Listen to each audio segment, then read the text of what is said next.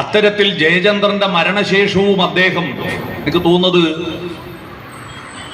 യേശുദാസ് എന്ന് പറയുന്ന അദ്വിതീയനായിരിക്കുന്ന ഒരു കലാകാരന്റെ മാസ്മരിക പ്രഭയ്ക്ക് അടുത്ത് നിൽക്കുമ്പോൾ സൂര്യന്റെ അടുത്ത് ചന്ദ്രനെ പോലെ തിളക്കം കുറഞ്ഞു പോയോ ജയചന്ദ്രന് എന്ന് സാധാരണ സംശയിക്കുന്ന ഒരു പ്രയോഗമാണ്. പക്ഷെ യഥാർത്ഥത്തിൽ യേശുദാസിന് കിട്ടിയ പാട്ടുകൾ, പാടാൻ അദ്ദേഹത്തിന് കിട്ടിയ പാട്ടുകൾ, അദ്ദേഹത്തിന്റെ കണ്ഠത്തിൽ കിട്ടിയ പാട്ടുകളിൽ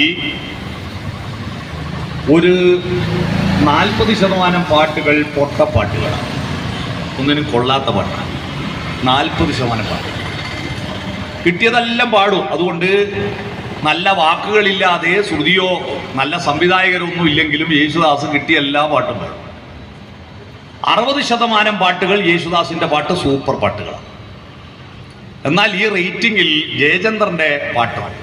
അദ്ദേഹത്തിന് കിട്ടിയ പാട്ടുകളിൽ 95% പാട്ടുകളും സൂപ്പർ ഹിറ്റുകളാണ്. 5% പാട്ടുകൾ മാത്രമേ ജയചന്ദ്രൻ്റെ, അത് പൊട്ടപ്പാട്ടുകളായി ഇങ്ങനെ ഉണ്ടാവുമല്ലോ പൊട്ടപ്പാട്ടുകൾ.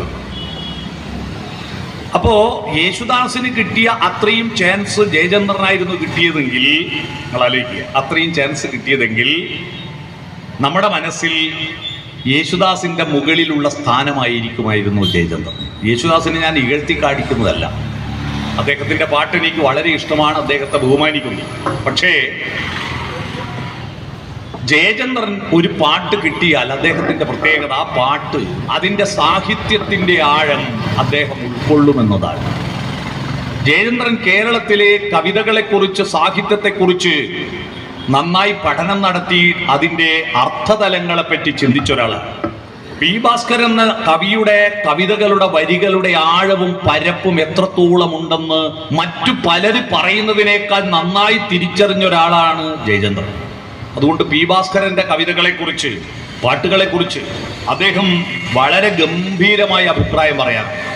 അദ്ദേഹത്തിന്റെ പ്രണയത്തിന്റെ മനോഹരമായ ശാദ്വല ഭാവങ്ങൾ എത്തിച്ചു തന്നത് ജയചന്ദ്രനെ പോലുള്ള, യേശുദാസിനെ പോലുള്ള, എസ് ജാനകിയും സുശീലയും മാധുരിയും അതുപോലെ വാണി ജയറാമും ചിത്രയും അടക്കമുള്ള ഒട്ടനേകം ഗായകരാണ് ഈ പ്രണയത്തെയും ഭാവുകത്വത്തെയും വികേന്ദ്രീകരിച്ചത്.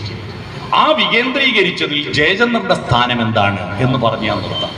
ജയചന്ദ്രന്റെ സ്ഥാനം മറ്റു പാട്ടുകളെല്ലാം ചിത്രങ്ങളായിരുന്നുവെങ്കിൽ, ചിത്രശാലകളായിരുന്നുവെങ്കിൽ ജയചന്ദ്രന്റെ പാട്ടുകൾ ശില്പശാലകളായിരുന്നു. അതാണ് വ്യത്യാസം.